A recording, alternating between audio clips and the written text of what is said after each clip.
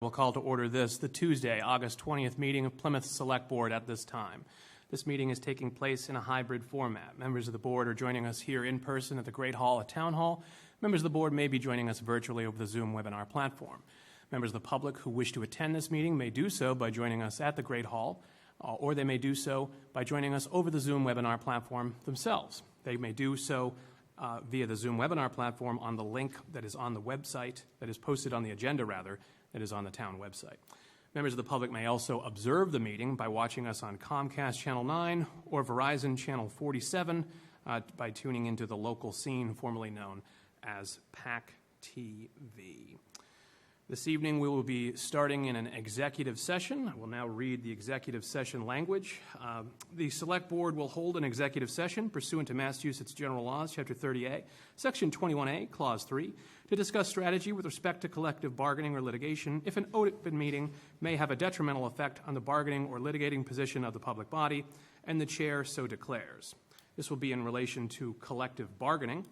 The Select Board, while we are in executive session, will also be reviewing and voting to approve executive session minutes from June 4th and July 23rd of 2024.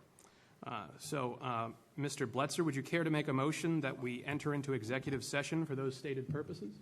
Yes, it would be my pleasure to make a motion to go into executive session. And Mr. Golden, would you care to second? Second. It has been moved. It has been seconded. Any discussion as to whether or not we should go into executive session at this time? Hearing and seeing none, those in favor, please raise your hand. Those opposed and abstentions? All right, we are in executive session. We will be returning at approximately 6 p.m. to open session. Thank you.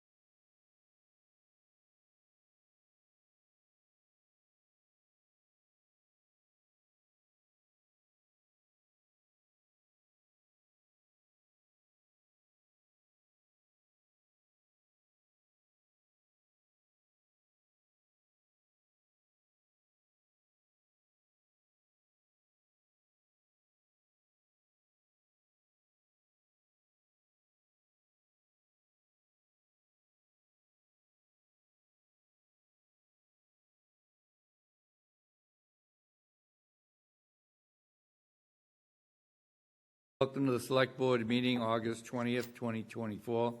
Please join the board in the pledge to the flag. Pledge allegiance to the flag of the United States of America and to the republic for which it stands, one nation, under God, indivisible, with liberty and justice for all.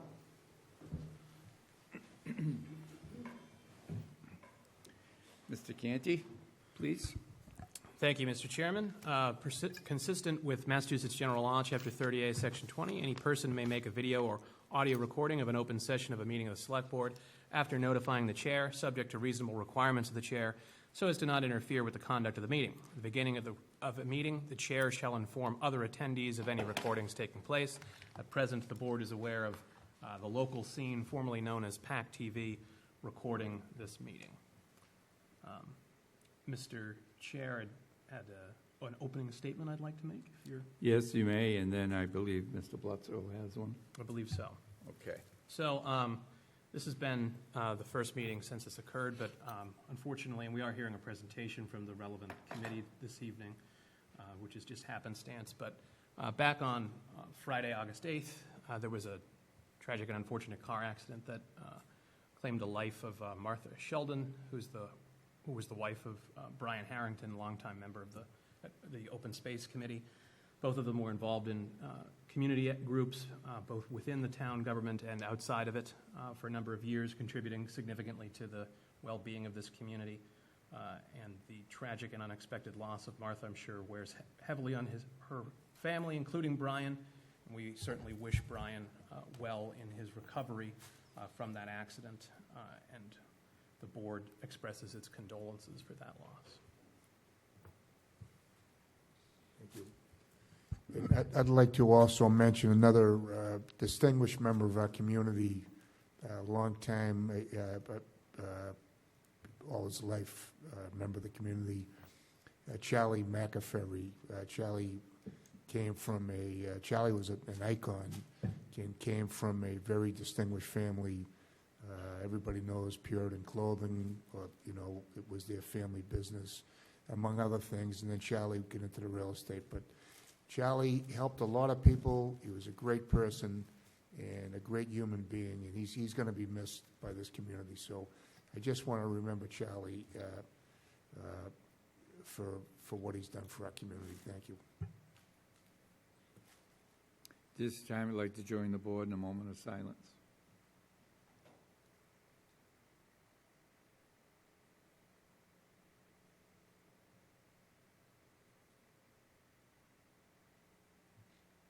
Thank you. We're going to move on to licenses first. We've changed the agenda around a little bit so the people that are in the audience or people with town staff can get to do their business a little quicker, and we'll do the other stuff. We're going to try this. And there's a member of the board that has a special request on something that's in the administrative notes or something, at any meeting at any time, just request, and I'll move it forward. But that's the reason and then the thought behind it, and the only reason. And I'd just like to mention one thing before we get started. There's been a lot of talk this week about the Land Acknowledgement Act, if you will, and or agreement. And I want the board to know that we're going to take some time and look at it and give it the good look that it deserves. But I won't be taking any motions or action on this topic tonight due to the, what we actually know about it, and to do it right, do it the right way. So we will be looking at it in the near future, and I believe the precinct chairs, some of them will be coming in next week to speak briefly on it. They've asked, and just like somebody else asked to speak tonight, and I appreciate you asking me, but everyone always has the right to speak here. So as long as you're respectful, and that's all I ask. So that being said, we're going to move on to licenses, please. Any questions or comments on any of the licenses? If not, the wish of the board. Mr. Chairman? Yes. If there are no questions from my colleagues, I would make a motion to approve the listed licenses and permits as a group. Second? Motion by Mr. Canty, second by Mr. Golden. Discussion? Mr. Mahoney? Yes. Mr. Canty? Yes. Mr. Bletzer? Yes. Mr. Golden? Yes. And myself, yes. So approved.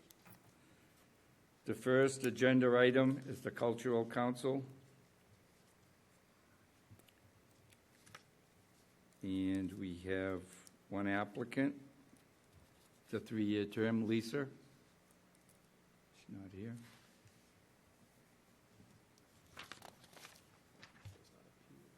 No. Jade, Lisa Riley's not online, right? We're doing appointments for the Cultural Council? Yes, she's not online. Okay. So, Mr. Chairman, despite her absence, we do have her application materials in the packet, of course. She has previously served on this committee, so yeah, I think I have sufficient information to be able to assess her credentials and qualifications, and I would make a motion to reappoint Ms. Riley to the Cultural Council Committee. Motion by Mr. Canty, second by Mr. Golden. Discussion? Mr. Golden? Yes. Mr. Bletzer? Yes. Mr. Canty? Yes. Mr. Mahoney? Yes. And myself, yes, unanimous.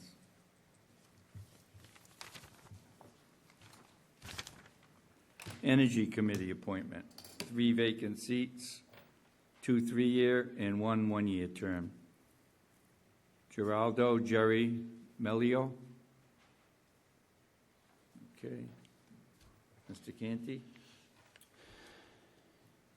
So, despite his absence, we also have his materials and qualifications, including his education, which is rather extensive, and 35 years of experience working for the Federal Housing Administration as a project manager. So I feel that I can accurately assess his credentials even in his absence. So I would make a motion that we approve Gerardo Jerry Melio as for this, I guess, for the 1-year term in his absence for the Energy Committee appointment. Yeah, I would take one. Second? Motion by Mr. Canty, second by Mr. Golden. Discussion? Mr. Mahoney? Yes. Mr. Canty? Yes. Mr. Bletzer? Before I vote, I have a question. It says 1-year term, is that what you're saying? Yes. Yes. That says a Yes, high we do school on student, one. doesn't it? No, that's for No Place for Hate. Oh, I get the wrong one, okay. I vote yes. Mr. Golden? Yes. And myself, yes. Now's no place for hate.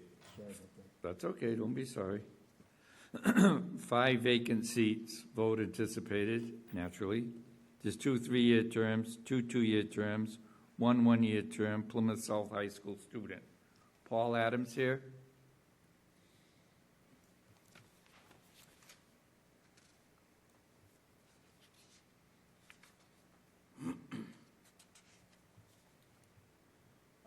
Well, and he's not online? I don't believe it's a He's student. not online. Okay. I don't believe it's the student. No, He is not a student. No. Right, yeah, by Based looking on at the his resume. credentials. So, Mr. Adams's credentials submitted are quite extensive. His questionnaire is quite lengthy in his responses, so it gives us a significant opportunity to look at his qualifications and experience. So despite his absence, I feel confident that I could appoint him to this committee in good faith. Though in his absence, I would prefer to appoint him to one of the 2-year term seats. So I would make a motion to that effect. Second? Motion by Mr. Canty, second by Mr. Golden. Discussion? Mr. Canty? So this isn't about Mr. Adams specifically, but there are a lot of vacancies on No Place for Hate, and there have been, I think, for some time. So I know obviously all of our vacant committees are important, but given the sheer volume of vacancies on No Place for Hate, and I think when in the past when we've had this on our agenda, we only had like 1 or 2 applicants applying. I think we seem to be like losing people faster than we're gaining them. So it would be, I think we should put special emphasis on trying to backfill this committee before, because obviously the fewer people are on, the more work for the people that remain, and then the quicker those people are going to leave, so it can become a vicious cycle. So I would just hope that we particularly emphasize filling these remaining vacancies. Duly noted. Any more discussion? Mr. Golden? Yes. Mr. Blitzer? Yes. Mr. Canty? Yes. Mr. Mahoney? Yes. And myself, yes, and that was the 2-year term. Yes. And we're going to ask Jay to re-advertise for those, correct? Thank you. Roads Advisory Board appointment, 2 vacant seats, 1 applicant, 2 2-year terms. Michael White. Is Michael White here? Okay. Well, despite his absence, there seems to be a common refrain this evening, but despite his absence, we do have his application materials, which provide significant background information about his qualifications. His resume is included with his career experience as well as a blurb about himself. So even though he is not present, I do feel comfortable making a motion to appoint him to one of the 2-year terms for the Roads Advisory Board. Second? Motion by Mr. Canty, second by Mr. Golden. Discussion? Mr. Golden? Yes. Mr. Blitzer? Yes. Mr. Canty? Yes. Mr. Mahoney? Yes. And myself, yes, unanimous. Mr. Chairman, Mr. Blitzer? could I just request in the future that these folks have got to be here for this? I'm not, I looked at the resumes and everything looked okay, but, we're appointing people to these committees, and, I'd like to be able to ask them questions about the committees and just get a feel for who we appoint. These are important appointments. So, and it's always in the past, I know just recently, I noticed there's a lot not showing up. So, Jade, I'm not sure if they're just not being notified that they have to be here. Could we make sure that they have to be here? They can come on Zoom if they want.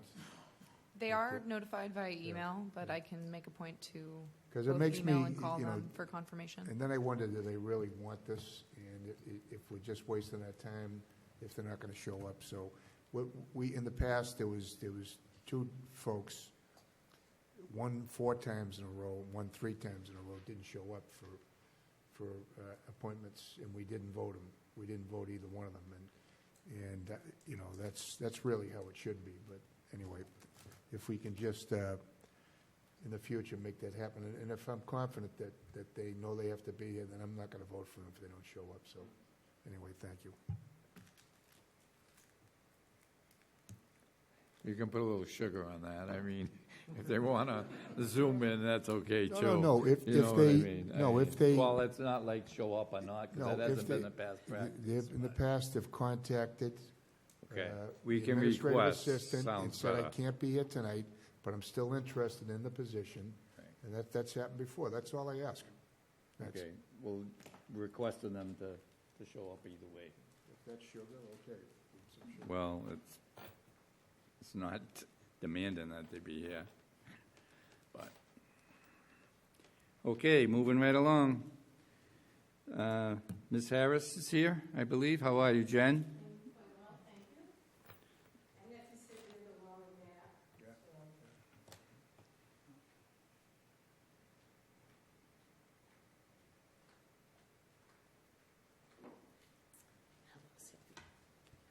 So let's see. Hello. Good evening, gentlemen. Thank you very much for allowing us to be on your agenda. I'm representing the Art and History Collections Task Force. We were originally put together, I'm going to say at least 2016 or 2017, as the town was preparing to build a new town hall. They realized that they had quite a number of artifacts at the old town hall that many people didn't know what should happen to them, what we actually had, what was of value. So a committee was put together of representatives, and I ended up on the committee in 2016.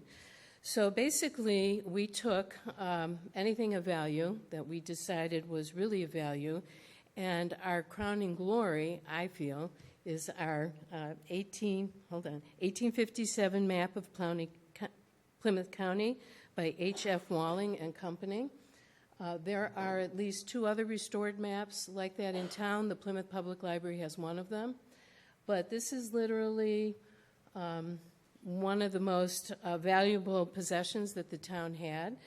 As they were clearing out the old town hall, they found in the engineering division's vault. They found this rolled up. It is paper with ink, color ink, drawn in the 1850s. Walling was famous for his cartography. Nowadays, so many people don't even know what cartography is, or they don't even know how to read a map.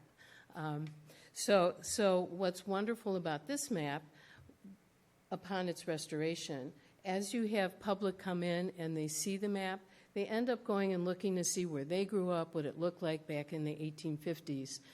So it's really quite stunning. And the work that we did came as a result of asking the CPC to fund. We did a restoration of the map as well as the 1890 coastal survey of Plymouth Harbor. I don't have that located yet here in the town hall. But you take a 6-foot by 6-foot piece of artwork like this, and to find a good space in the town hall was a bit of a challenge. Silvio helped me. Derek approved.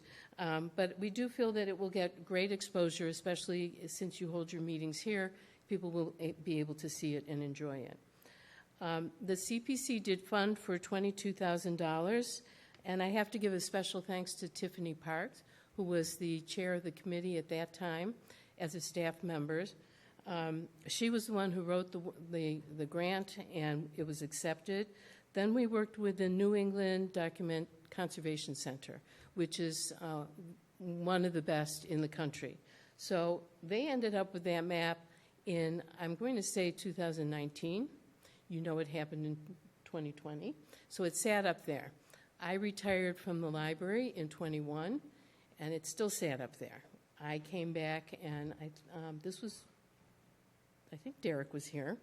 I know. I worked with Brad Brothers. And I came to him and I said, you know, we've got this task force or committee, and I'm willing to, and we have this money put aside. And I said, I'm willing to work. You know, we were all volunteers to get this done. So that's why it's also, I consider it a crowning glory, because this has been going on since 2022 when we started back up again. So I would like to thank the members who have been very consistent in attending. David Buckman, who was the owner of Gull Studio, so he's our art specialist. Fran and Souther Barnes, who are delightful town residents who know everything. They know where all the bodies are buried. They actually donated a desk upstairs that is in the courthouse. Donna Curtin, who is here tonight, taking some of her precious time and sharing it with us. Then we have Judy Fosdick, who I work with as a trustee at the Plymouth Public Library, and Maggie Tavares. The two of them are in charge of the subcommittee of handling all our storage and our selection and the exhibit cases that are throughout the town hall. And when Shishigahama representation was coming over, they went through and did a marvelous job setting up those exhibits. So each one of us has our own little skill set. I don't have any of the art skill set, but I just like to make things happen. And then Connor Anderson, who's our town archivist, he is also on it. So we work very closely with him. He works with town administration. So I think everyone on the task force really made an effort to make this happen. I do know that the board is interested in having a plaque written, so we're working on that with a couple other plaques of some of the other work that we preserved. And I think I've covered everything. I'm happy to entertain any questions.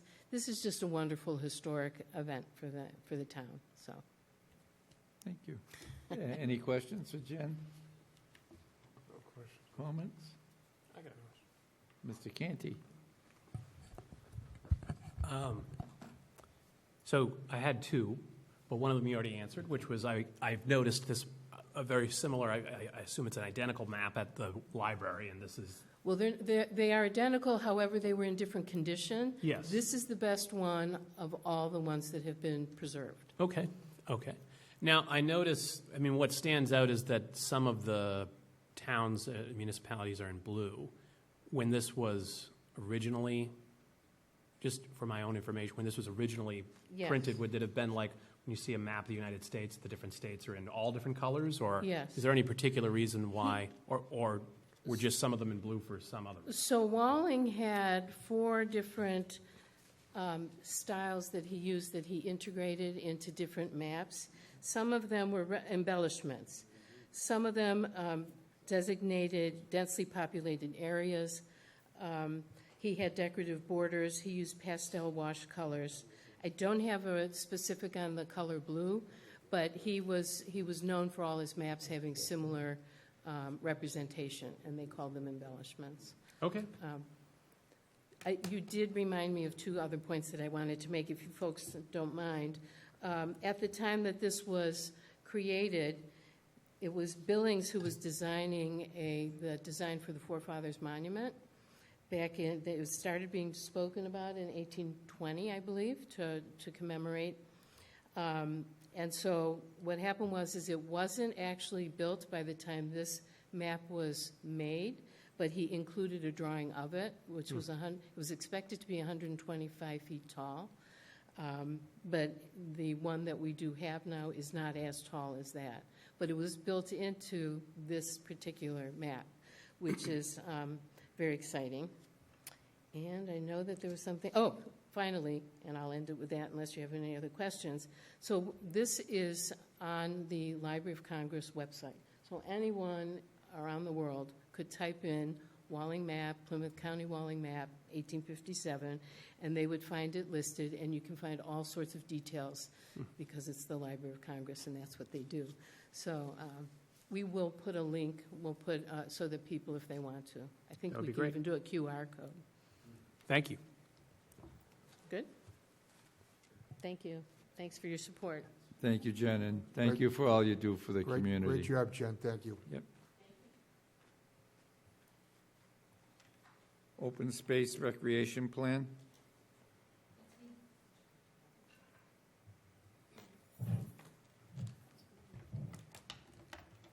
Do I control the slides with this? Yes. This is, okay, great. Good evening, everybody. I am Deb Iaquinto. I'm with the Open Space Committee, and I just want to thank you all so much for this opportunity to present the results of our Open Space and Recreation Plan survey. This was truly a team effort. So I am joined here tonight with Steph Silva, who is the chair of the Open Space Committee, Steve Bulletin, who is the newest member of the Open Space Committee, and here in spirit are Andrea Dickinson, Diane Peck, Bruce Howard, Brian Harrington. Thank you for your kind words, Brian. Lois Post, John Hammond, and of course Patrick Farah, okay, all heavily involved in creating this. So I'm going to give you a little bit of background just for context, and then we'll jump into the results. And please interrupt me with questions as we go along. First of all, why did we do this survey? What's the purpose of it? So every 7 years, the Commonwealth of Massachusetts requires all communities to submit an updated open space and recreation plan in order for the communities to remain eligible for state funding and grants for certain projects that we might want to do. So 2024 was the year to do that. And a big part of that process of developing that application is to get community input. So this go-around, we decided to do a quantitative survey and offer it to all of the town to participate in. So the stars were aligned this time around because the timing coincided quite nicely with the master plan update, as well as the climate action and adaptation plan that the town was working on. So we are able to use these survey results to help inform those planning processes as well. So it's very exciting for us. In fact, the Open Space Committee is partnering with the Planning Committee to do a joint master plan listening session on September 12th. It's focused strictly on open space and recreation. So it's going to be at the library. You'll be hearing a lot more about that later, so I just wanted to get that little plug in, that this data is going to have legs and live beyond its original intent. The third reason for the survey is that it does support the work of a lot of town departments that are related to open space and recreation, including the Conservation Commission, Parks and Forestry, and Natural Resources. So everybody's going to benefit from this data. Okay. Oh, I got to change the slide, sorry. Okay, so there's the survey goals. Sorry about that. Participation. So who was involved in this survey? Who actually participated in it? So we had 459 residents, tried like heck to get it up to 460, the round number, but we just couldn't get that one last person. But 459 residents responded to 11 quantitative questions and submitted 620 written comments. And I read every single one of those comments, and they were amazing. Very insightful, very thoughtful, and very constructive. Happy to say. So we did collect a little bit of demographic information this time around. So you can see the age demographic there. It does skew a little bit older. So we have about 2/3 of the respondents were 55 and above. But there is enough participation in some of the age groups that we do think it was a pretty fair representation. And if we had any interest in drilling down a little bit into any demographic, we have the ability to do that, to sort the data in that way.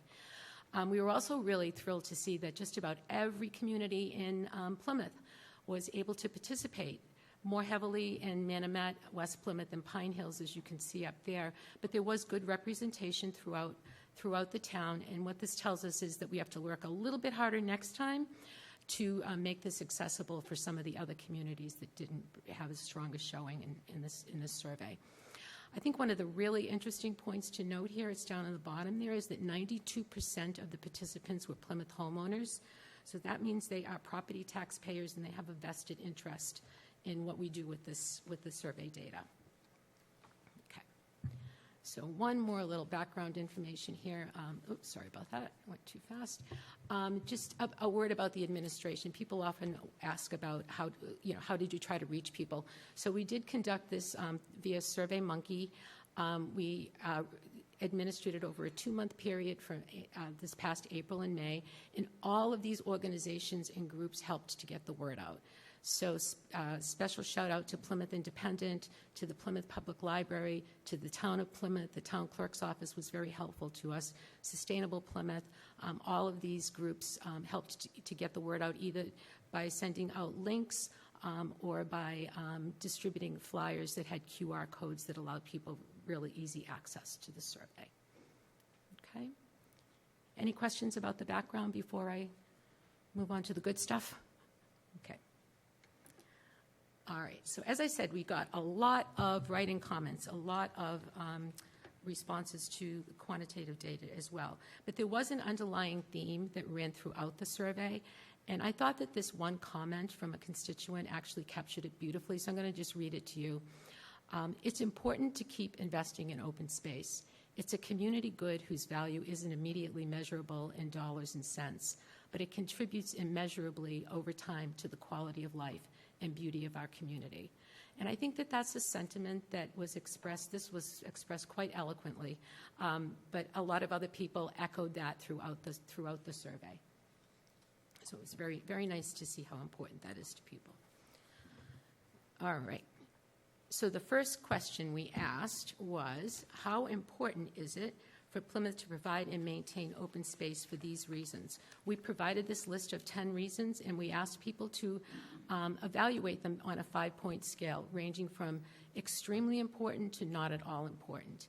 And out of the 10, you can see that the top 5 were all related to the environment, which shows that the people are really equating open space with these environmental benefits: water quality protection, natural environment preservation, protecting wildlife habitats, flood control and storm protection, biodiversity, and climate resiliency all were top of mind in this survey. It's not to say that the others were not important. They were just as important, but the environmental issues really kind of rose to the top there. Okay. We also asked which of the many resources that Plymouth offers are most important to you and your family. And beaches and hiking trails are really highly valued. And again, that was reflected throughout the survey, how much people use them and value them and would like to see some improvements made to them. But that was really encouraging to see. In protected conservation areas, neighborhood parks, bike paths, everything you can see, it starts to move down. It's not to say that anything was less important. These things were important to some segment of the population. Okay.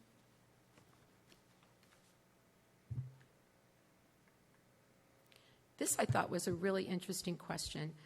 We asked people if there is a specific open space or recreation area in Plymouth that you feel needs improvement, and what improvement would you like to see?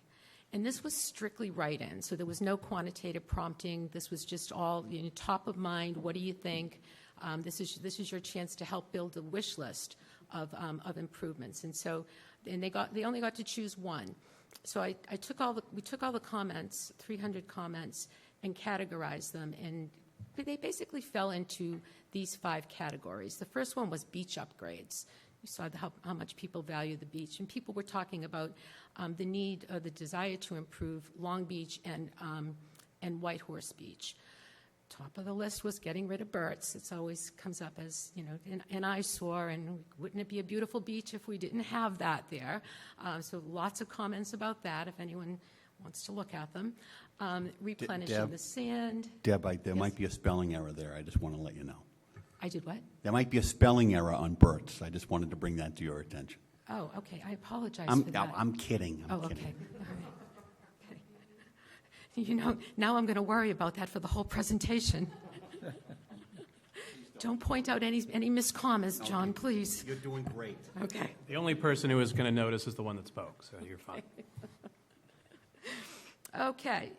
They also, a lot of comments about making the beaches more accessible for people that have mobility issues, which I thought was an interesting and very fair comment to make. Adding bathroom and food facilities, and improving and expanding the parking options at the beaches. Those all kind of rose to the top there. The parks and ponds renovations was another big category, and I feel like people were like looking at their neighborhoods. What improvement could we make for our neighborhood parks? And because we had a very long list, these were the ones that were most mentioned. I'm not going to read them to you. You can see them there. But people are very interested in having those facilities upgraded. I loved this one, the non-motorized infrastructure. There were a lot of comments, very good and thoughtful comments about making Plymouth more walkable and more bikeable. It was really kind of an underlying theme of having better connectivity between communities and downtown. Someone gave the example of, being able to connect West Plymouth with downtown. I'm not exactly sure how that would happen, but it would be amazing if we could do that. So it's just, as we plan, the future of Plymouth, I think people really would appreciate the ability to get around without their cars a little bit more. The dog park people were a small but very passionate group, and basically what they said was, we need one. I think that there are plans underway. I think I heard something that there are some plans underway for looking at dog parks, but I know that there will be a number of people out there who will be very happy if we can make that happen. The other theme, and I'm sure that this is no surprise to anyone, but there was a lot of passionate pleas in this survey to stop building and to manage development a little bit better, more effectively. And this quote, I thought, summed it up. It's one of the only ones that I could probably publish as well. The best way to improve all open spaces is to stop destroying them. I thought that was very nicely said, and that was a sentiment shared by all, by many. Okay, so the town has 4 ways to acquire open space. 4 main ways. There may be others, but these are the 4 main ways to acquire open space. So we asked people which of these did they support, and they basically supported all of them. The strongest support went to the one at the top there, requiring developers to dedicate specific proportions of open space in their projects. But people were also very supportive of purchasing land through CPA funds, promoting gifts of private land to Conservation Commission, and conveying town-owned tax title properties, which are foreclosed properties just for clarity, to conservation or recreation status. So people were very supportive of all of those efforts that we have available to us, all of those levers. Okay. All right. And this is the money question, I guess, if there was one in this survey. So this is when we asked people to look into the future and to think about what is the single most important issue the town should consider for open space going forward. And again, these were strictly write-in comments. There were no prompts, It was just open-ended. There were 300 people that responded, and when we categorized all of the comments, we had about 44% asking about controlling development, that they would like to see that as a priority. How is the town going to do that? 21%, it dropped off pretty precipitously from there, so 44% down to 21% for the next one. Acquiring and maintaining more open space and conservation land. 13% said the priority should be to protect the water supply. 12% provide more recreation options, and 10% to make Plymouth more walkable and bikeable. So those are the highlights of the survey. I'm going to stop and ask if there are any questions about anything that I've shared tonight. Any surprises in the data?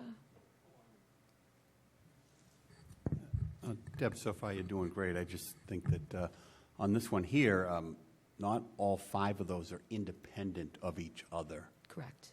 So I just, if we're looking at the 13% with the, the water supply and, being third on the list, but we look at the 44 controlled development, I mean, those two go hand in hand. And Correct, right. And you know what, I think that's, John, I'm so glad you asked that question, because I think that's a great opportunity for us to connect those dots for people. there's a multitude of, especially if it's properly cited, if you took a quote-unquote 100 acres out of play, and this is a hot-button issue right now, but you'll never be exposed to a 40B. You potentially might have the site for a future well, but most importantly, you're protecting water because you're not, under no circumstances, are you being forced to provide a development water that you don't have. Mm-hmm. So if and when that water were to come out of the system, the aquifer, you're doing it on your terms and not on someone else's. So. Yeah. Yeah, no, I think that's an excellent point. And I think what we saw in the data is, a lot of communication opportunities and education opportunities for all of us to really help to, use the data, connect the dots for people, and then present a narrative that, shows what we're doing in response not only to the data, but in response to the master plan process and all the other initiatives that are going on. It's just a great opportunity for this to all come together, and for us to say that we've listened and we heard people, and here's what we'll do going forward. Are there other thoughts? Yes. I just have a question on controlled development. How do you recommend that? Or is it a couple different things? So limiting building permits? I know that's been a hot button item, but I got to tell you, the longer I sit and look around this town, the more I'm thinking very serious about a presentation to this board in this town, this community. So the average person understands what goes on, and how it gets there. And I know Steve's here also. Yeah. And I told, that's not the right thing to do because there's going to be an influx, but sooner or later that levels out. Mm-hmm. Do we have the option to charge larger developments more money as they use it? In other words, tier pricing and building permits. Coming up in the near future, I want the board to have this docket item and have our department heads come in and make recommendations, because I've been told for a many number of years, like limiting building permits wasn't a good idea, and maybe it was different reasons back then. But we need to do something. And I know it has something to do with zoning, which for the life of me, we haven't done anything to change our zoning. When I say we, a community, we need to have this discussion of how we get there. And I know the master plan's going in place, and there's a lot of things I don't understand, but I'm trying to learn, and I'm open to learning. But we have to do something to stop the massive building that's going on in this town the best we can as a community. And I think that's what people were asking for in the survey. Exactly. Too. Yeah, no one was offering solutions. I mean, it's sort of a big issue. But they were just expressing their opinions on what they were seeing and the optics of what's happening around town. Mm-hmm. So, Mr. Canty? And I would, point out as it relates to Open Space Committee's work, and John sort of alluded to it earlier, like when the Open Space Committee or CPA is putting something into open space, or if the land bank hopefully passes, that has an open space component. If something's put into open space, it's off the market for being developed. So rather than, obviously, doing something with building permits, you could adjust the zoning bylaw. You could, although there are significant negatives associated with having a building moratorium, those are separate. Other ways to limit development for long-term or short-term, depending on the application. But what open space is doing, the Open Space Committee, as well as these other open space tools, they're taking property off the rolls for development purposes, which with the right parcels in the right places can have significant strategic benefits for aquifer protection, open space recreation, et cetera, but also to stop sprawl and development and drainage services. So I just wanted to highlight that particular application as it applies to the Open Space Committee's work, as well as the other boards and committees that are working on open space in the community. Thank you. Yep, and I get what you're saying there, like with the CPC. I mean, I was there for its inception. I remember sitting with Paul Withenden. He was the one that sat me in PCIS and actually got me to support it. Oh. And I know it's funny, people say it was election time, and I think I was out there by myself, but I supported it. And I'm glad I did. I sat on it for many years, so I get that portion of it. I haven't heard anything really. Nobody sat me down about the land bank. So when we do our docket item, I'd like to have education on all that stuff, because I think it's going to be a number of things. But we have to do something more than just CPC tax, and I don't know what the land bank is, but I think it's probably coincides quite a bit with what the CPC does.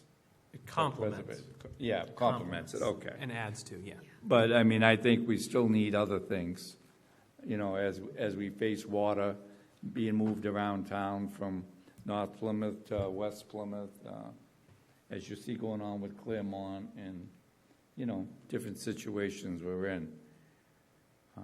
So it will be coming up, but I do appreciate the presentation, and I'm learning a lot, so. Good. Well, anything we can do to help support Absolutely. your efforts, we're happy to do. Mr. Bledsoe? Did a great job on this. The one just comment I want to make is on the maintaining open space and conservation land. Open space is definitely very important. I just think we got to be real careful on how much land we conserve, because once we conserve land, we can't put a shovel in it. We can't do anything with that land. And down the road, we don't want to limit ourselves.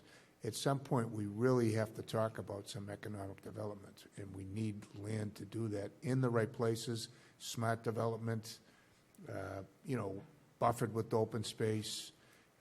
So I don't want to, we can't limit ourselves by conserving too much land. We got to be very careful about that. I think the committee, speaking on behalf of the committee, I think we would agree that there needs to be a balance. Right. And even some of the, provide more indoor, outdoor recreation options. If we conserve land, we can't do anything Correct. with recreation on that land. And so that's all. I just want to, make sure that we have that option at some point. Yeah, So, no, I know there is a balance there, and we need to figure out how to strike it. Yep. Yep. Thank you. Yep. John, Mr. Mahoney? Thank you, Mr. Chairman. Just a general comment, which I think I've said within the last month, but the success of the Community Preservation Committee initially, when you were involved rolling it out, Mr. Chairman, was that there was a dollar-for-dollar match from the Commonwealth. Yes, it was. And that match from the Commonwealth has dropped off precipitously. And, 4 to 8 weeks ago, I had a conversation with Lieutenant Governor, and that was one of the topics to me.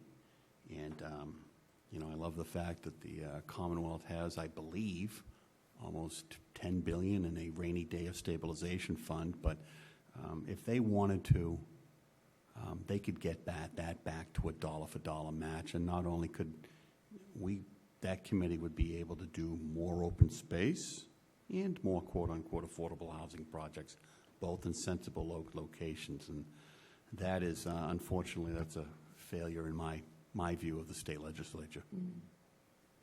Okay. Let me just wrap this up here. I just want to talk a little bit about next steps. So we will be communicating the survey results out more broadly, hopefully using all of the venues that helped us to distribute the survey itself, and they'll be interested and willing to help us get the survey results out as well. It will obviously be used to inform the 2024 Open Space and Recreation Plan that we'll submit to the state later this year. As I mentioned earlier, it will support the master planning process and other town initiatives. Another little PSA for our listening event on the 12th of September at the library, 6 o'clock. And then the Open Space Committee will use these results to develop our own recommendations and our own agenda for the next 7-year period. Just a quick look back here on, this is a bit of an eye chart, I'll go over it quickly, but just a sampling of the accomplishments and the things that the Open Space Committee has contributed to the town in the past 7 years since the last plan was filed. Over about, is that approximately 488 acres of land was acquired via tax title conveyance for open space at no cost to the town. More than 60 work projects completed to open and maintain walking trails and forest preserves, and that included a trail camera project to assess the use of selected trails. I think that's pretty impressive. We've done a ton of outreach and education. The trail guides are very popular. We've distributed thousands of them over the last few years. Co-sponsored a guide called the Invasive Plant Guide, the Dirty Dozen with Sustainable Plymouth, led 14 community hikes, participated in annual communication activities, including the Herring Festival. And we recently, this year, we started creating story walks for children along certain trails in town in partnership with the public library and the Plymouth public school system, and we have another one planned for the fall. So we're doing lots and lots of different things, and we hope to continue to build on that going forward and to also strengthen our partnerships with all of the organizations that you see listed here. Just one final word. I wanted to end on a positive note. Wasn't sure how the discussion would go, but this is a thought from a constituent that I wanted to share with you because I think sometimes we lose sight of this fact. Plymouth is incredibly unique in its offerings. Oceans, lakes, cranberry bogs, hiking trails, golfing, downtown neighborhoods keep the diversity of what is available. This is a huge part of the draw. And to me, this just reaffirms that open space and recreation opportunities are part of our identity as a town. And I think it's something for us all to keep in mind as we move forward. Okay, thank you all again so much. Mr. Golden? Thank you, Mr. Chairman. Deb, thank you for the presentation. It was great. Yeah. I look forward to hearing more from you folks about the work that you're doing. Can you tell me a little bit about when you folks gather your information about open space in town, do you include anything that's currently under an open space covenant that can expire?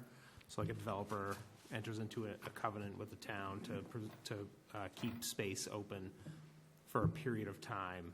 Is that part of your process? That's a new one on me. I don't believe that that's something that we do.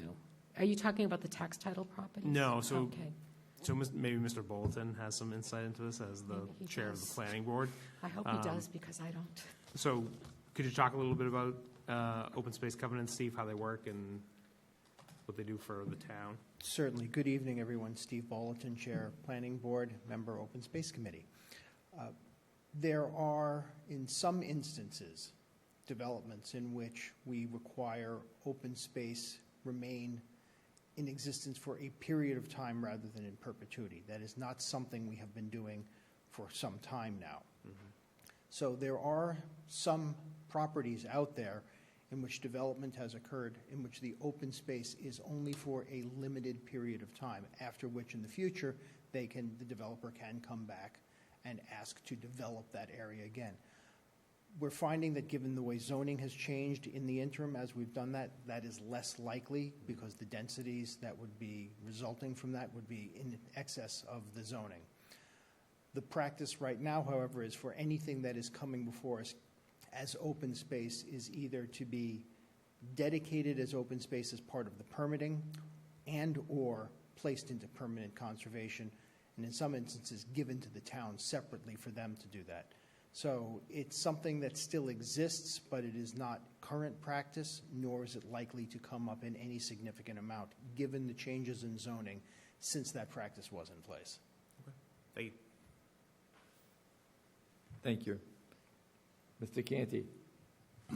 So first, following up on what Mr. Golden brought up, I think a lot of what has flown into tax title property, I remember when I first started on the FinCom, over 10 years ago, sadly, at this point, there was a lot of developments that had been built in West Plymouth in the 70s that had an open space parcel that they stopped paying the taxes on them, so then they flowed into tax title status, and then we were putting them into open space restriction because of that. But I think a lot of them have come in that way, but yeah, I know they haven't been reviewing that. I don't know how many of them are still lingering around, because it has been a while since the town did that. But I just wanted to, Deb, thank you for the presentation. Thank you for, I know you were out evangelizing the survey at the Herring Run back in April. You convinced me to do it later that day, because I made a promise to you. So I appreciate that. I think getting those results is important, and getting that awareness out is important. I think, too, like efforts like this highlight the resources that we have in the town, like the trails that we have, the conservation areas, and I think if people don't know that those are there, they don't necessarily see the value in those things. I think there is a lot of value, not just for aqua protection, but also, you know, the passive recreation, the wildlife preservation, wildlife habitat, and keeping native species there, et cetera, et cetera. I could go on, but I will not. But I think raising that awareness is in and of itself a benefit. I've also had the opportunity to attend several open space committees meetings over the last year, and I've really valued the work and the process that you guys go through.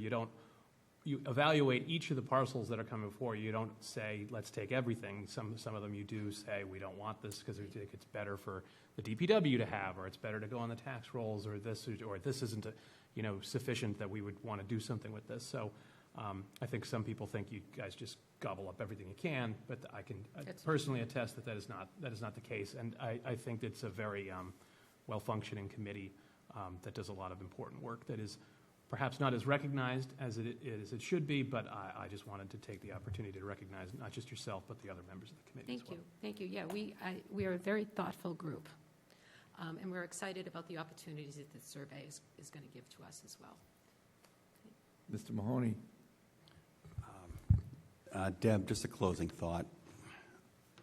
6 days from tonight, this room is probably going to be standing room only on a proposal that the board has brought forward on the full sale, which obviously is tied in, has been for decades, to Whitehorse Beach and Manamet. And I would take this presentation as a de facto endorsement that the board is moving down the correct path and trying to get that structure removed and, increasing passive recreational opportunities down on the beach down there. So if I get up to the microphone that night, I just want to let you know I might reference this report. Please, that would be great. Yeah, please use the data however you see fit. Thank you all again. Thank you. Oh, good. I just might want to add to the trails paths in town that tonight the VSB and the chairman's here approved almost $50,000 for Mr. Gould to do the trails to the trout hatchery, I believe that it was, in the Jenny Gristmill area to connect that whole trail. So that was approved tonight a little while ago, and that's going to be nice for the community also. Thank you. Select Board goals and priorities, Mr. Branisi. Great. Thank you, Mr. Chairman. Before I begin, I just want to thank Deb and the Open Space Committee for the work that they've done on this survey. Deb had sent me the survey results about a month ago now, and after reading them, I thought, wow, this really needs to go in front of the Select Board, so not only the Select Board can hear this information, but the community at large. So, Deb, thank you, the Open Space Committee. And as I was listening to your presentation, I was going through all the different goals and objectives that I'm going to present this evening. And we have approximately 8 of our objectives meet many of the criteria that you have set forth in the open space survey. So we'll continue to work with the committee over the years so that their work can inform our decision-making in the future. So again, Deb, thank you and your team. So moving on to the FY25 Select Board goals. So this is our annual event. We started this back in 2022. And so this is the 3rd year that we've done this. So I'll just go through the process real quick, just so folks who haven't been a part of the process understand, how we arrived to today's presentation. So in July this past year, we were a little bit late. Normally, we like to do a year in review right around the June time period, and that's our opportunity to look back at the previous set of goals from the previous year and to measure our progress so that we can determine whether or not we were able to accomplish those objectives that we had set forth. And so we had done that this past July. I had conducted that presentation to the board. The results of our work in FY24 are on the website. You'll see many of the objectives have been accomplished. Many of them are still in progress. And you'll see another set of achievements that were not identified a year ago but were accomplished anyways. As we all know, that government is a fluid organization, and we have to be responsive to the community needs. And so oftentimes we end up doing more than we set forth on day one. So after we completed that process, myself and the assistant town manager, as we do every year, we sit down with all the department heads, and we start to draft what we think are realistic and achievable and measurable goals for the coming year. As you know, we have many professionals who have been doing this for decades, and they really understand the direction that the board is seeking, and they're trying to draft their goals in order to meet those that vision. And so then once we complete that process, we hold a workshop with the Select Board. This workshop was held 2 weeks ago, where we present the information from the department heads. That gives the board the opportunity to hear what the department heads believe are important. That gives the board the opportunity to share their vision, their goals for this year. And so it ends up becoming a combination of bottom-up goals, also with top-down goals. And so that's what we'll be asking for your approval tonight. So those are the results. So certainly I can't go through all of the objectives. So I'll just highlight the overarching goals. Right now we have approximately 53 objectives that are embedded amongst the goals that I'll talk about. So each and every year, we have a set of goals. We have 11 this year that are focused on ensuring a safe and healthy community. We have approximately 4 goals that focus on our commitment to long-term financial planning. We have 3 goals that are focused primarily on communicating and engaging with the public. As I mentioned, I think at our last meeting, Casey Kennedy is our new communications coordinator. Just started a few weeks ago, and so she has already began the process of developing a comprehensive communications plan to the public. Additionally, another one of our goals is to ensure a vibrant economic development business center. So we have 9 objectives that fall under there. And then, as we always do, focus on improving town infrastructure, which has 10 goals, protecting the environment, another 8 goals. A focus on our personnel has been a big focus the last 3 years, and so strengthening our town's workforce, approximately 6 objectives there. And then creating an efficient town of government, which, as you know, has been a major focus of myself and the board over the past 3 years. There are 4 objectives there.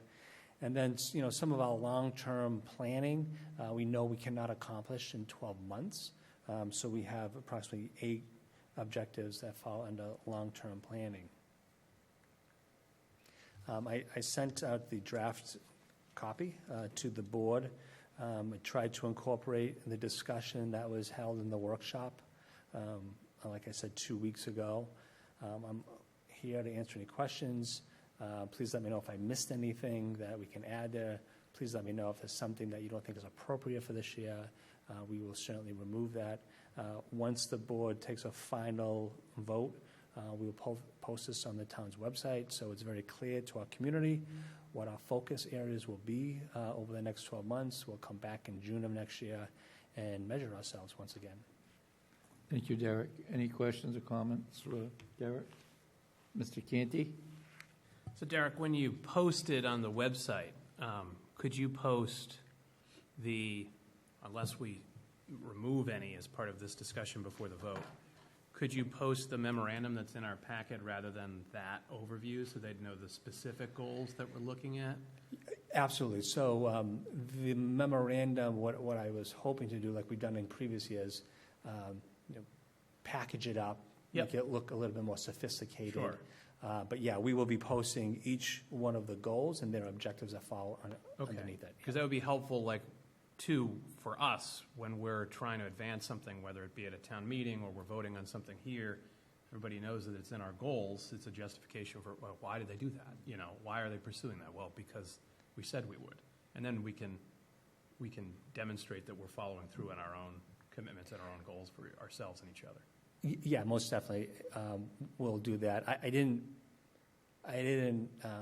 post or present each one of the 53 objectives. Right. I just thought it would have been too complicated. But absolutely, in our final presentation that goes on the website, it will list all of our goals and all of our objectives. Yes, thank you. Mr. Golden? Thank you, Mr. Chairman. Derek, thank you for the presentation. I want to commend you for the work that you've done on this. When this gets posted on the website and folks are able to take a look at it, they'll see just how ambitious your agenda is. And this is reflective of a commitment that the assistant town manager, that your department heads and division heads have made to really improving the quality of life and the level of service that is experienced by residents living in this town. So I really encourage folks at home to take a look at this when it lands on the website. We've got a lot of work to do here in Plymouth, and the town manager and his team is aware of that. And they're going to do some incredible work to make sure that we meet all of the challenges that face this community. So thank you, Derek.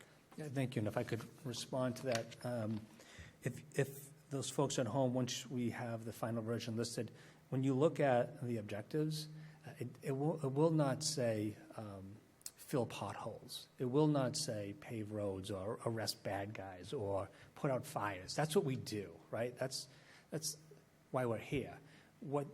Everything listed here are new initiatives focused on, as Selectman Golden pointed out, improving the quality of life for our community. So this is something new, innovative, that we're trying to do to advance those folks that live, work, and play in this community. Any other questions or comments for Derek? You want to vote on this, Derek? Please. Right. Motion on the board? I'd make a motion that we approve the memorandum of listed goals as a result of the workshop. I'll second that. Motion by Mr. Canty, second by Mr. Blitzer. Discussion. Mr. Canty? So I would just like to, point out that we are setting some ambitious targets for ourselves. Some of these we will be able to achieve this year, some of which we will begin advancing will take more than 1 year to complete.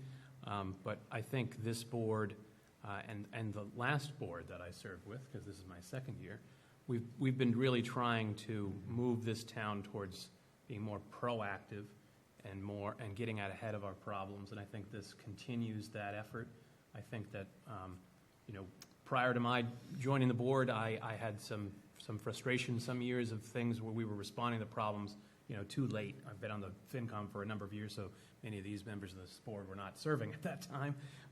But it was something that I wanted to really advance when I got here. I'm happy to be serving with 4 other members of this board that I think really want to do the same thing and get out ahead of our problems rather than be so, obviously sometimes things come up that we have to react to, but the more things we can get out ahead of, the better it is, the cheaper it is, and the more effective it is. And I think this represents a continuation of that effort, and I look forward to achieving these goals.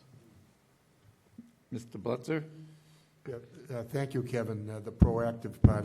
This is my 4th year on the board, and we've been proactive since I've been on this board.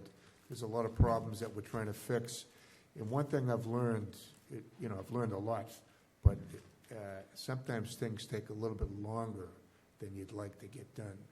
But we're close to, we're coming to fruition on some projects that we've been working on for a couple of years. And so I'm excited. But setting these goals are good because it's something for us to work towards. And also, when we put these out here, we can be held accountable. You talked about doing this, why aren't you doing it? And we can look from year to year, how come we couldn't accomplish that? What do we have to do that? So I'm excited about what we're going to do this year, and I want to, first of all, get some things from last year completed. And like I say, I hope we're going to do that very soon. So anyway, thank you. Any other comments from the board and discussion? And always, Derek, I just echo what everybody else basically said. I'm happy with administration and the roles you've all taken to get things done and organizing everything. And, of course, bringing forward the goals of all you sitting there. So we'll see what we can get done. And thank you. Thank you. Seriously. Thank you. All right. Mr. Mahoney? Yes. Mr. Canty? Yes. Mr. Blitzer? Yes. Mr. Golden? Yes. And myself, yes. Thank you. Thank you. Before we go to the administrative notes, I'd like to move to public comment. Anyone wishing to speak under public comment? Okay. Anyone online, Jay? No? Thank you. Okay, then. Going to the administrative notes, you have 11. Any questions or comments? Mr. Canty? If my colleagues have no questions or comments, I would make a motion that we approve the 11 administrative notes as a group. Second. Motion by Mr. Canty. It's a tie between Mr. Mahoney and Mr. Golden. Discussion? Mr. Mahoney? Yes. Mr. Canty? Yes. Mr. Blitzer? Yes. Mr. Golden? Yes. And myself, yes.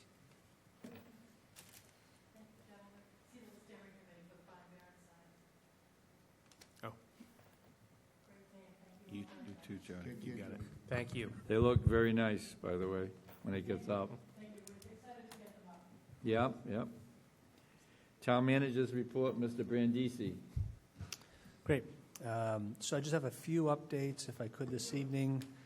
I want to start with just to notify the community and certainly the board.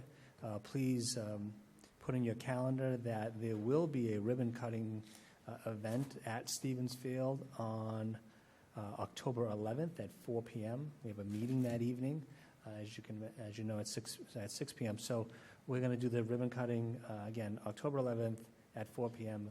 at Stevens Field. David Gould, who was our project manager on this project. October 11th is a Friday? It's supposed to be a Tuesday.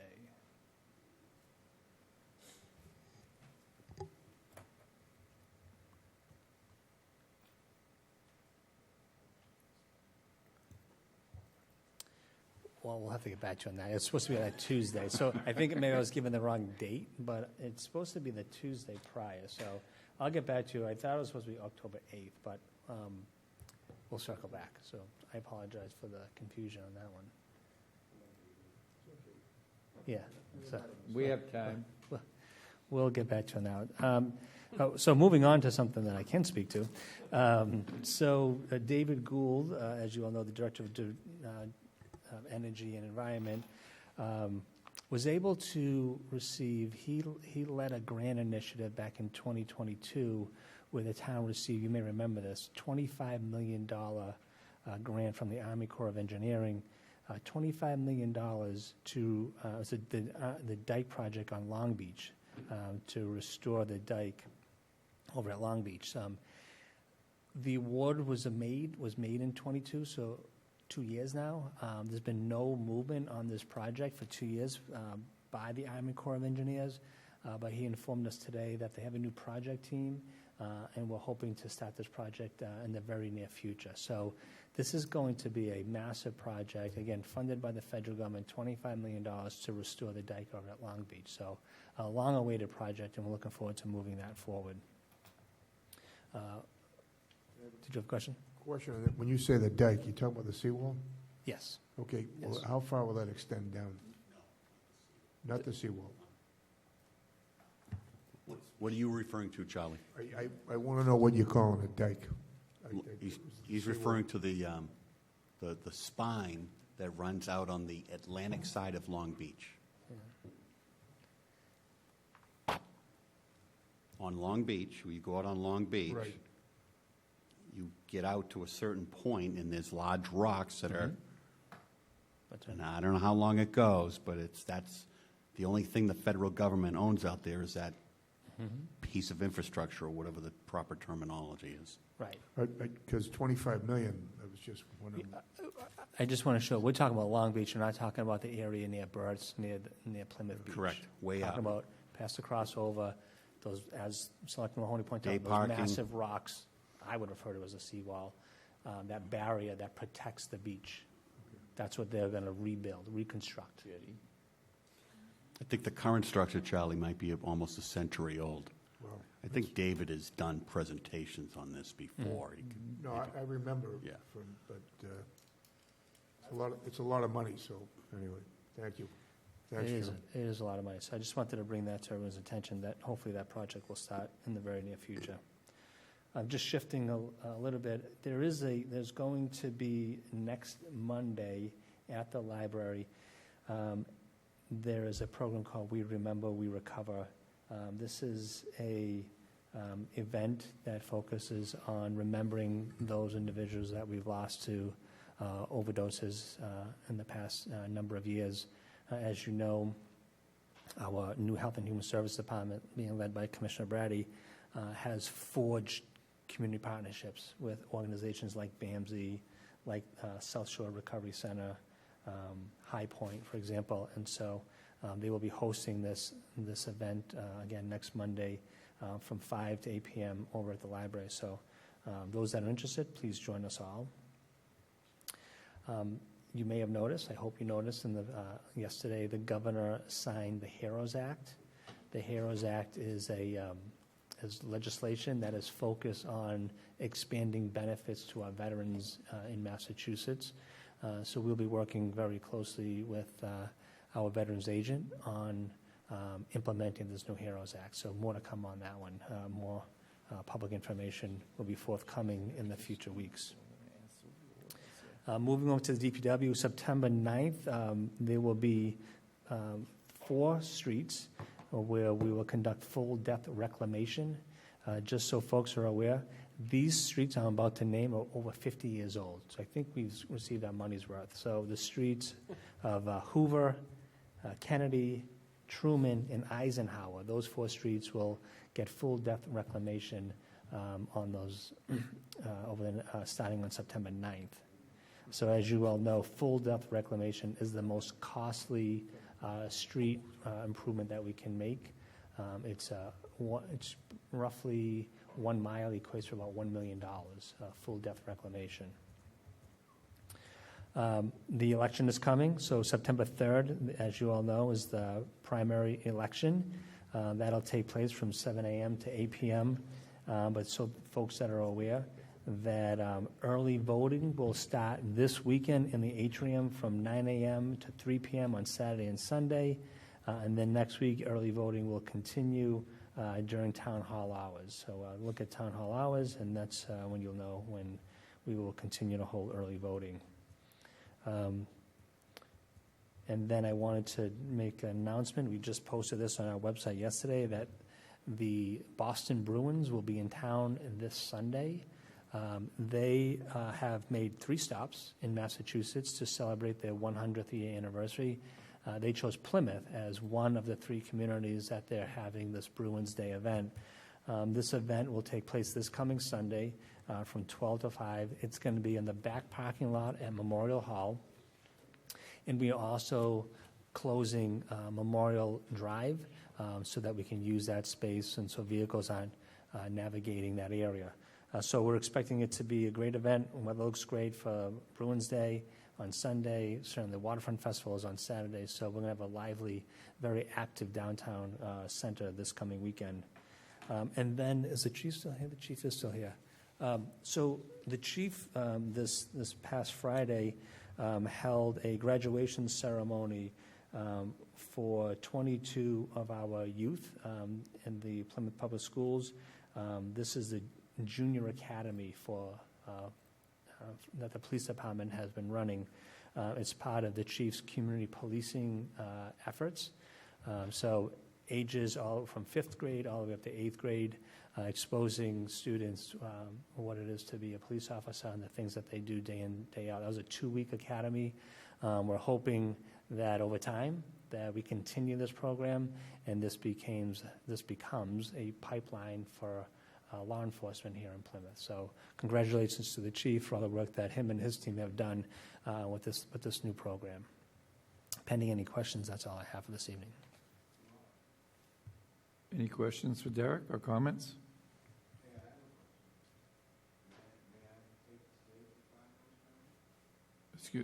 Excuse me?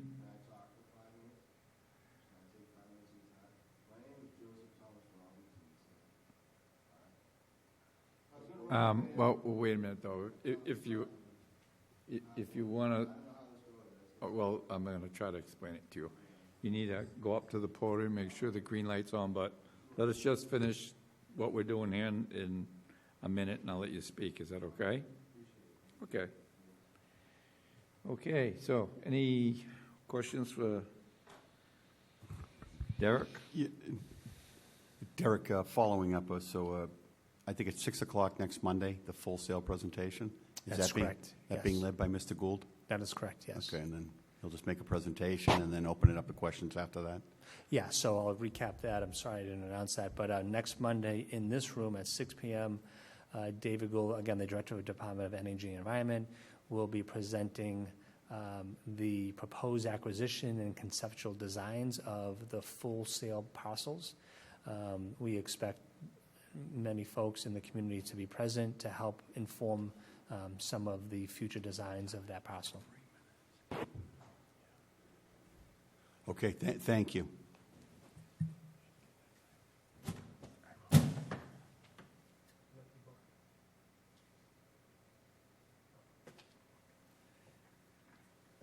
Okay, thank you. Any other comments for Derek? You're welcome. Thank you, Derek. Select Board discussion, new business? Letters? Yeah, I have some new business.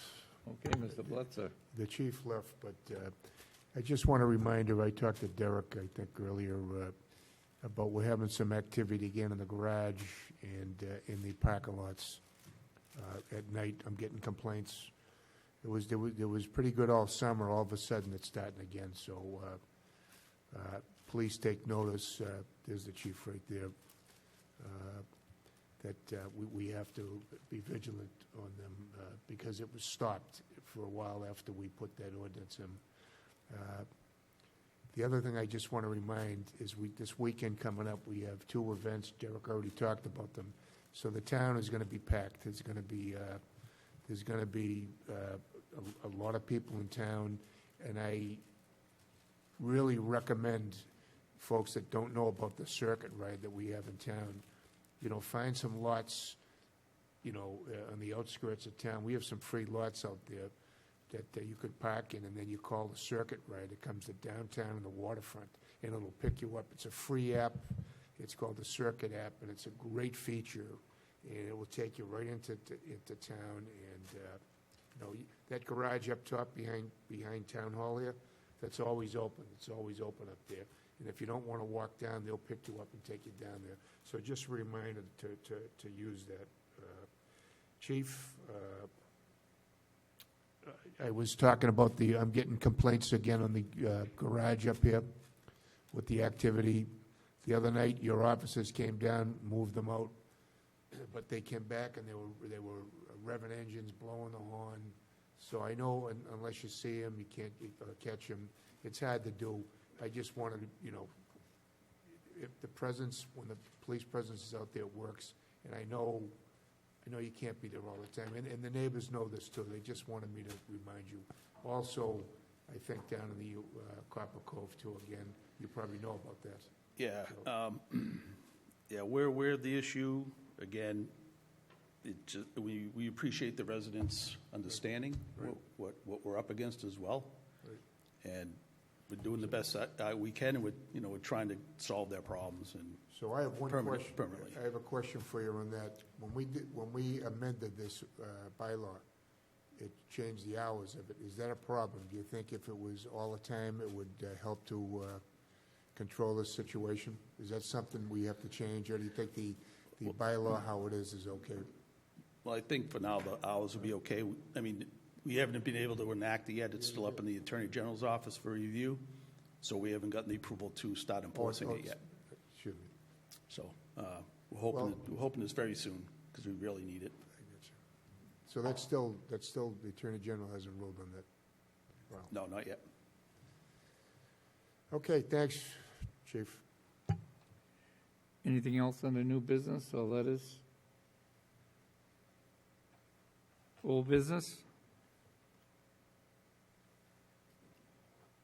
I just want to ask that you pass on to the planning board and the steering committees. I assume they fall under the planning board's direction, that any meetings, agenda items that pertain to the Benny's Plaza or the Pulte property down in North Plymouth, that they notify this office so we can advertise and let the residents in this community know what's going on. They had a meeting at the North Plymouth Steering Committee last week, and people showed up in numbers to speak, and I understand the venue was a little small, but the takeaway here is that a lot of people were there and were, voicing their opinions of what they think, and I just want it to be open and clear to people. Like, it's going to go to the planning board, sooner or later too, but I think that if it starts at the steering committees, all the people and the residents should be allowed to know what's going on. And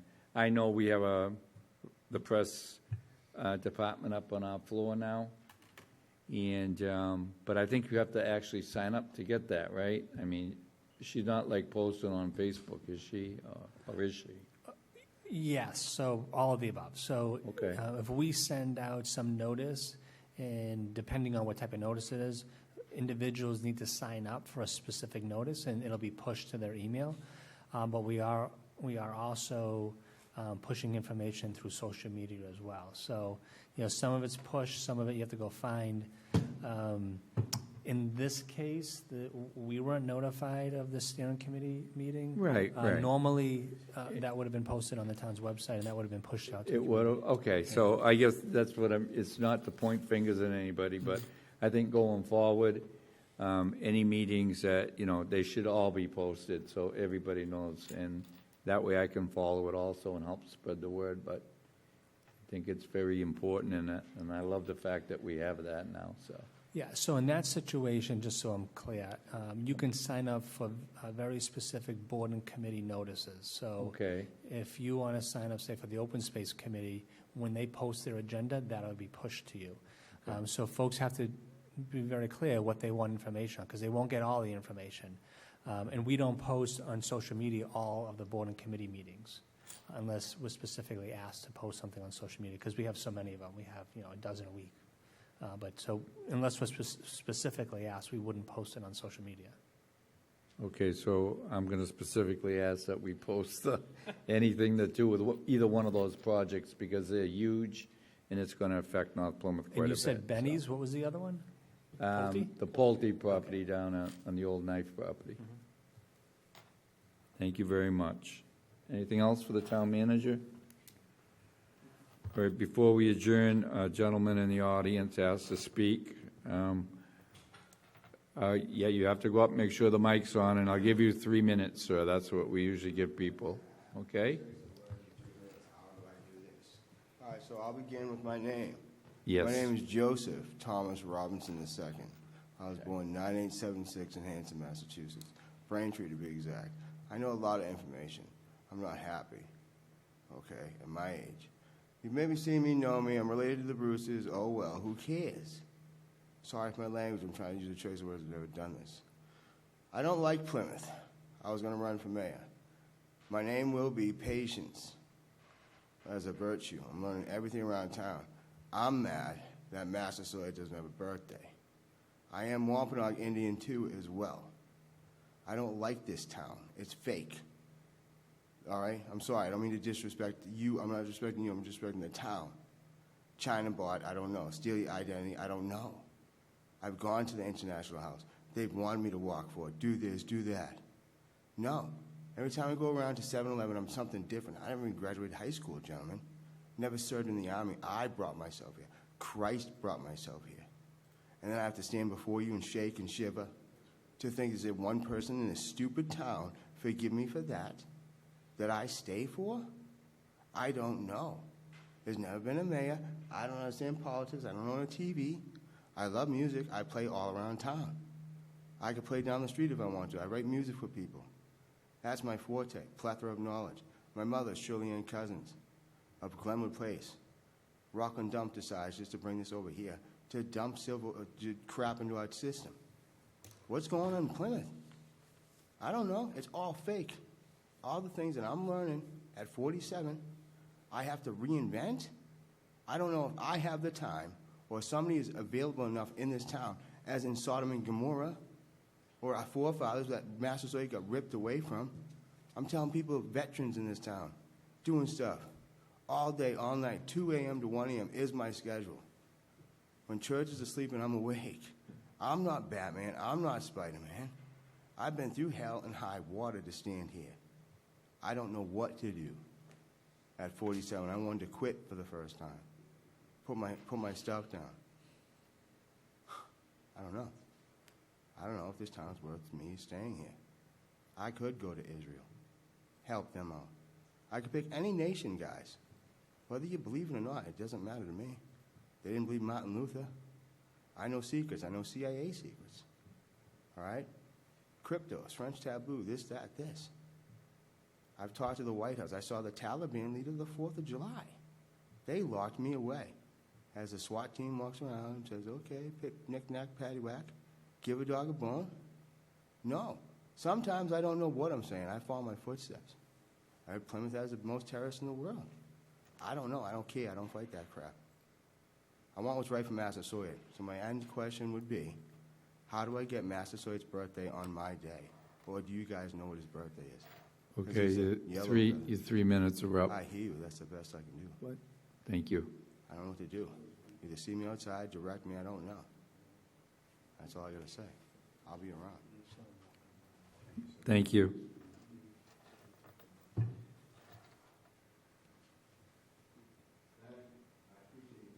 Thank you. Upcoming agenda items, subject to date change, but August 27th, Seaside Grace Trail presentation. And September 3rd, there'll be no meeting as state primary elections. So at this point, I would ask a motion to adjourn. So moved. Second, discussion. All those in favor? Aye. Aye, unanimous. Have a good week.